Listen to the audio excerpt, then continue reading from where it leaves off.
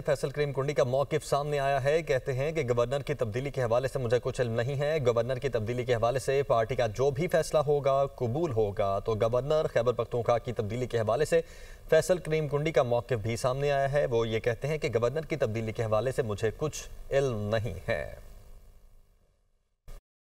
फैसल करीम कुंडी का मौकिफ सामने आया है। कहते हैं कि गवर्नर की तब्दीली के हवाले से मुझे कुछ इल्म नहीं है। गवर्नर की तब्दीली के हवाले से पार्टी का जो भी फैसला होगा कबूल होगा। तो गवर्नर खैबर पख्तूनख्वा की तब्दीली के हवाले से फैसल करीम कुंडी का मौकिफ भी सामने आया है। वो ये कहते हैं कि गवर्नर की तब्दीली के हवाले से मुझे कुछ इल्म नहीं है।